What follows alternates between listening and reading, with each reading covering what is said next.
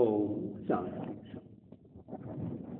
एक भजन के साथ आज का कार्यक्रम प्रारंभ। धनाधन चल रहा धंधा, एक दिन छूट जाता है। धनाधन चल रहा धंधा, एक दिन छूट जाता है। छला छल हाथ से प्याला, एक दिन फूट जाता है। छला छल हाथ से प्याला, एक दिन छूट जाता है। धनाधन चल रहा धंधा, एक दिन छूट जाता है। कल्पना क्यों करे इतनी, जिंदगी है तेरी कितनी। कल्पना क्यों करे इतनी, जिंदगी है तेरी कितनी। तैरता बुलबुला जैसे हवा में फूट जाता है। तैरता बुलबुला जैसे हवा में फूट जाता है। धनाधन चल रहा धंधा, एक दिन छूट जाता है। कमाई क्यों करे खोटी, बनाता नमक की रोटी। कमाई क्यों करे खोटी, बनाता नमक की रोटी। पाप की ये बनी कोठी, एक दिन फूट जाती है। पाप की बनी ये कोठी, एक दिन फूट जाती है। धनाधन चल रहा धंधा, एक दिन छूट जाता है। छोड़ दे बंदा, पाप का कर रहा धंधा। छोड़ दे बंदा, पाप का कर रहा धंधा। गले में डाल कर फंदा, अरे क्यों भूल जाता है। गले में डाल कर फंदा, अरे क्यों भूल जाता है। धनाधन चल रहा धंधा, एक दिन छूट जाता है। काम में राम को भज ले, इसी में जो करे कर ले। काम में राम को भज ले, इसी में जो करे कर ले। देखते देखते अवसर हाथ से छूट जाता है। देखते देखते अवसर हाथ से छूट जाता है। धनाधन चल रहा धंधा, एक दिन छूट जाता है। बिना किस्मत का मिलता, दिया भी तेल से जलता। बिना किस्मत का मिलता, दिया भी तेल से जलता। कर्म तो रात दिन करता, धर्म ही भूल जाता है। कर्म तो रात दिन करता, धर्म ही भूल जाता है। धनाधन चल रहा धंधा एक दिन छूट जाता है। श्रद्धा से नमन करे हम, तेरा अनुसरण करे हम, पल पल में स्मरण करे हम, महावीर स्वामी, महावीर स्वामी। ओंकार बिंदु संयुक्तम नित्यं ध्यायन्ति योगिनः कामदं मोक्षदं चैव। ओंकाराय नमो नमः, ओंकाराय नमो नमः। चैत्ता भारहं वासं चक्रवर्ती महिद्रियो संति संति करे लोवे पत्तो गई मनुस्तरम। आराध्य के पावन चरणों में वंदन। अत्य विराजित शासन श्री मुनि श्री सुरेश कुमार जी स्वामी हरनावा, उनके परम सहयोगी संत मुनि श्री संबोध कुमार जी स्वामी मेढांस, धर्म प्रेमी भाइयों और बहनों, भगवान महावीर स्वामी ने सुई गणों सूत्र में एक बात लिखी है, संघाति जीवितम चैव, अर्थात यह जीवन मृत्यु की ओर दौड़ रहा है। बहुत गहरी बात लिखी है। जीवन की 3 अवस्था होती है, बचपन, यौवन और बुढ़ापा। बचपन में बच्चों में सरलता होती है, होनी चाहिए।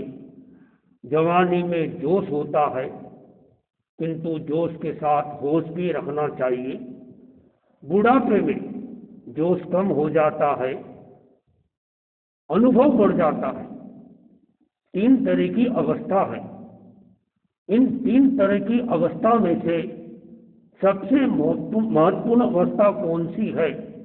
तो आचार्य श्री महासमन जी फरमाते हैं, 3 अवस्था में से सबसे महत्वपूर्ण अवस्था है वो है जवानी की अवस्था। जवानी गुजराती में कहेवत है, गुजराती आवड़े छे? गुजराती कई बातें बहुत अच्छी लगती है मुझे। गुजराती में कहेवत है, आ जवानी एक दिवस जवानी छे। देखो, जवानी का अर्थ क्या हो? जाने वाली। गुजराती में जवानी यानी जाने वाली। तो आ जवानी एक दिवस जवानी थी। जवानी और बुढ़ापे में क्या अंतर है? बड़ा अच्छा अंतर बताया कि जवानी वह जो जाकर न आए। एक बार जवानी चली गई फिर आना मुश्किल। बुढ़ापा वह जो आकर न जाए। एक बार बुढ़ापा आ गया फिर जाता नहीं, फिर तो पूरा अंतिम जीवन की अवस्था। तो जीवन की ये अंतिम अवस्था है। आचार्य महाप्रभु जी ने एक पुस्तक लिखी, नया सवेरा आए सोया मन जग जाए। ये नारा है और पुस्तक का नाम है सोया मन जग जाए। और उसमें एक बात लिखी कि हमारा मन कैसे जागृत हो। और एक पुस्तक है जिसका नाम है जीवन की पोथी। मुझे ये पुस्तक बड़ी अच्छी लगी इस रूप में कि उसमें ये बताया बचपन को कैसे जिए, जवानी को कैसे जिए, बुढ़ापे को कैसे जिए। ओहो, कितनी आगे बात लिखी कि मैत्री रोग के साथ, मैत्री अपने साथ और मैत्री बुढ़ापे के साथ, सबके साथ मैत्री। और ये आगे लिखा बुढ़ापे में भी आनंद का अनुभव किया जा सकता है। क्या बुढ़ापा नहीं आना चाहिए? अगर आप बोले बुढ़ापा नहीं आना चाहिए, यानी आप जीवन की अंतिम अवस्था से पहले जाना चाहते हो? बुढ़ापा तो आएगा, अंतिम अवस्था। बुढ़ापा आए और दुख न हो, ये हो सकता है? बीमारी आए और दुख न हो, ये हो सकता है? हो सकता है। और आनंद की अनुभूति बुढ़ापे में भी हो सकती है, बीमारी में भी हो सकती है। कारण बताया, जिस व्यक्ति की ज्यादा इच्छा नहीं है, जिस व्यक्ति की ज्यादा कामना नहीं है, ज्यादा इकट्ठा नहीं करता है, ज्यादा किसी से अपेक्षा नहीं रखता है, आज का आदमी दुखी क्यों है? प्रश्न पूछा गया, आदमी दुखी क्यों, किस लिए? जवाब दिया गया, पड़ोसी सुखी क्यों, इसलिए। इस दुनिया का आधा दुख समाप्त हो जाए यदि मनुष्य दूसरों की चिंता करना बंद कर दे। और देखिए, मनुष्य को अपनी चिंता है ही नहीं। माँ को देखो, बच्चों की चिंता। पिताजी को देखो, लड़कों की चिंता। पिताजी को व्यापार की चिंता, उसको दूसरों की चिंता, खुद की चिंता किसी को नहीं है। और बड़ा सुंदर कहा है संस्कृत में, उत्तमा सजावृत्ति, उत्तमा सजावृत्ति। और सुंदर बात कही कि उत्तमाध्यात्म चिंता मोह चिंता च मध्यमा, अधमा काम चिंता पर चिंता धमा धमा। बहुत सुंदर बात की। उत्तमाध्यात्म चिंता, अपनी आत्मा की चिंता करना कि मेरी आत्मा दुर्गति में जाने से बचे, मेरी आत्मा उज्जवल और निर्मल पवित्र होती जाए, ऐसा चिंता करना, अपनी आत्मा की चिंता करना, ये बहुत उत्तम है। मोह चिंता च मध्यमा, मोह के कारण आदमी चिंतन करता है, मेरी पत्नी है, मेरा पति है, मेरी दुकान है, मेरे मकान है, मेरी कार है, मेरी सरकार है, ऐसा चिंतन करता है। ये चिंता मोह से जुड़ी हुई है, ये मध्यम है। तीसरी बात बताई, अधमा काम चिंता, कामना से जुड़ी हुई, वासना से जुड़ी चिंता अधम है।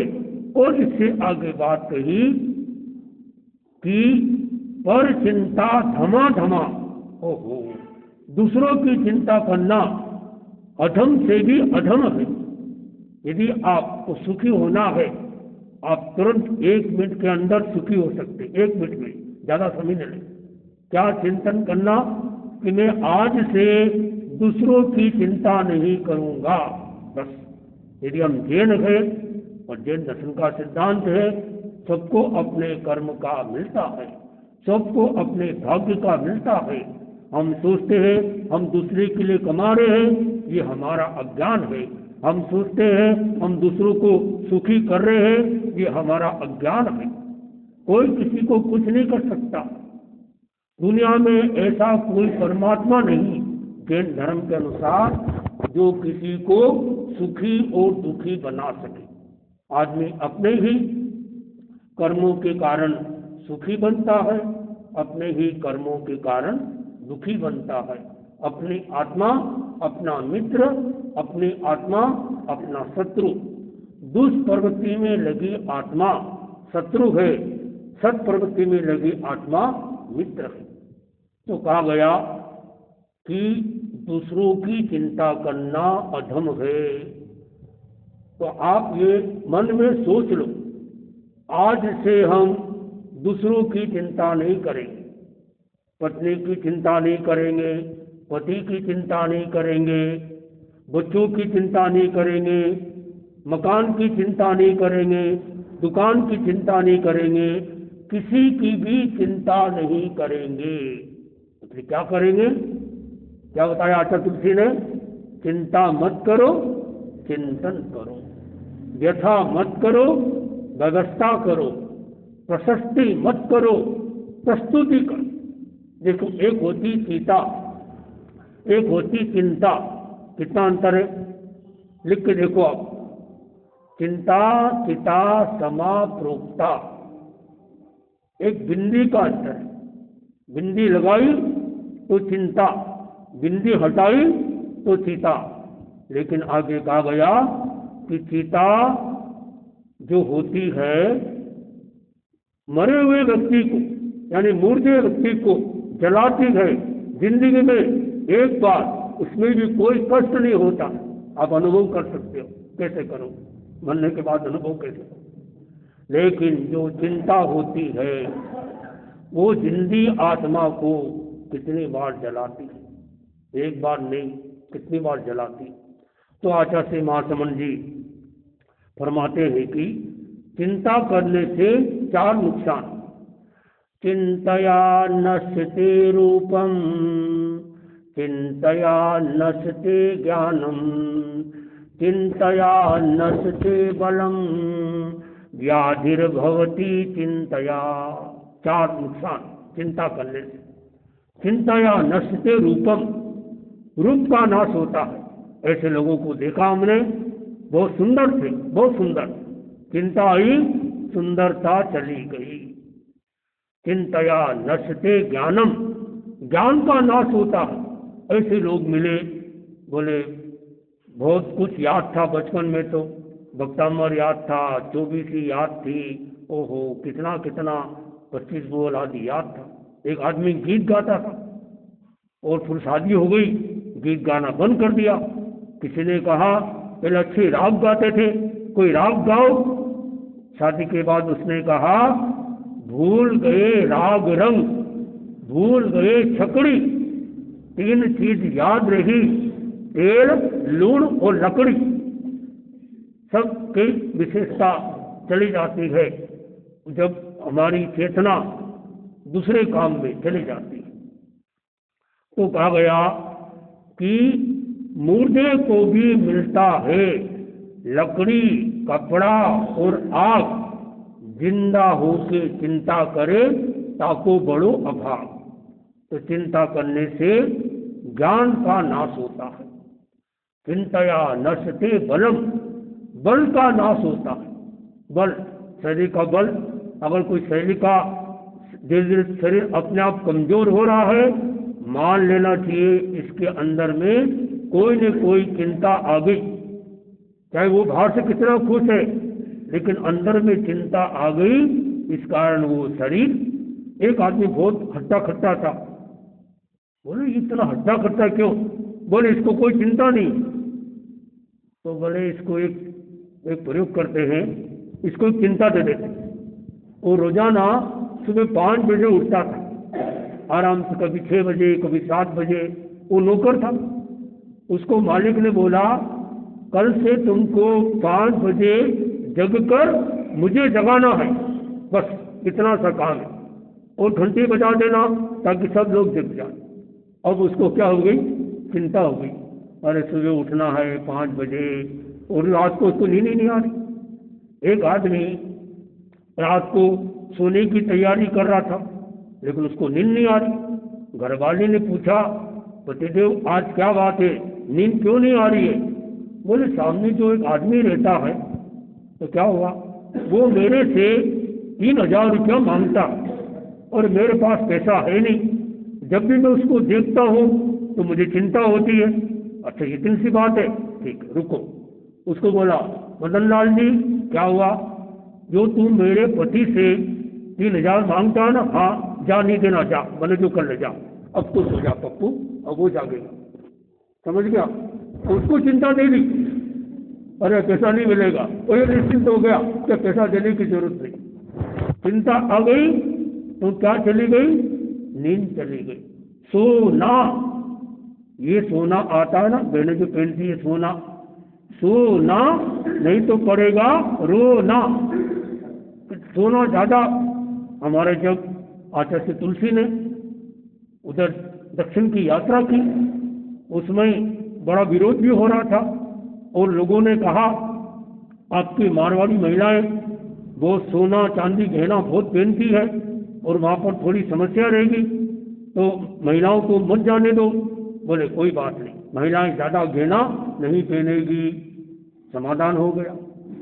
तो ये चिंता करने से आगे कहा गया व्याधिर्भवती चिंतया, व्याधि आती है। जैसे मैंने कहा था कल, ये बीमारी डायबिटीज की बीमारी क्यों हुई? चिंता के कारण। चिंता के कारण डायबिटीज होती है। और पेट में अल्सर क्यों हुआ? ईर्ष्या के कारण। कोई दूसरे से जलेगा, ईर्ष्या करेगा तो पेट में अल्सर हो जाएगा। अस्थमा की बीमारी शत्रुता का भाव रखने से होती है। और लोभ करने से शरीर में कफ बढ़ता है। देखो कितना गहरा संबंध है। तो राजस्थानी में जीवन की 10 अवस्था बताई। राजस्थानी भाषा बता रहा हूँ मैं आपको। भाषा क्या बता रहा हूँ? राजस्थानी भाषा में बता रहा हूँ। आपने सिंहों की भी सुनी होगी कि कौन सी उम्र में स्वभाव कैसा रहता। 10 में डावड़ो, 20 में बावड़ो, 30 में तीखो, 40 में चोखो, 50 में पाको, 60 में साठो, 70 में सड़ियो, 80 में अड़ियो, 90 में नागो, 100 में भागो। क्या सुंदर बात है। 10 में डावड़ो, 10 साल का बच्चा है, डाबड़ा है, उसकी कई गलती माफ है। लाल एत 5 वर्षानी, ताड़ एत 10 वर्षानी, सोल से मित्र सदाचरम। क्या सुंदर बात कही। 5 साल तक बच्चे को लालन पालन करो। 10 साल का हो जाए उसको डांटना शुरू कर दो। जो माँ बाप बच्चों को बहुत लाड़ प्यार करते हैं उनके बच्चे बिगड़ जाते हैं, और जो माँ बाप बच्चों को ज़्यादा डांटते हैं उनका बच्चा अपराध में चला जाएगा, भाग जाएगा घर से। ये देखा गया। तो कहा गया 10 साल के बाद में उसको डांटना फटकारना कब तक? 15 साल तक। 16 साल का हो जाए बच्चा, उसको मित्र की तरह बना लो, आप बहुत काम करेगा। तो 10 में दावड़ो, 20 में बावड़ो। 20 साल का होता है बावड़ा बन जाता, कहीं नहीं कर पाता है। क्या करूं? शादी करूं कि नहीं करूं? करूंगा तो क्या होगा? नहीं करूंगा तो क्या होगा? महाराज बनूं कि नहीं बनूं? बनूं तो क्या होगा? ऐसा चिंतन करता। एक आदमी के मन में आया कि अब